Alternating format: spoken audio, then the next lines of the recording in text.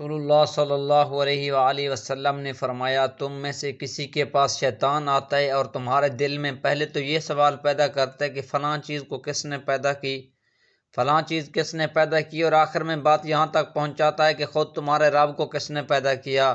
جب کسی شخص کو ایسا وسوسہ ڈالے تو اللہ سے پناہ مانگنی چاہیے شیطانی فکر۔ رسول اللہ صلی اللہ علیہ وآلہ وسلم نے فرمایا، دل سخت کیوں ہوتا ہے؟ اللہ تعالیٰ کے ذکر کے سوا زیادہ گفتگو نہ کرو، کیونکہ اللہ تعالیٰ کے ذکر کے بغیر زیادہ کلام کرنا دل کی سختی کا باعث ہے، اور سخت دل آدمی اللہ تعالیٰ سے بہت دور ہوتا ہے۔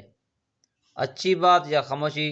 رسول اللہ صلی اللہ علیہ وآلہ وسلم نے فرمایا، جو شخص اللہ پر اور قیامت کے دن پر ایمان رکھتا ہے، اس سے چاہیے کہ اچھی بات کہے یا خاموش رہے، بجائے کسی بری بات کرنے کے، اپنے گناہوں کو بڑھانے کے۔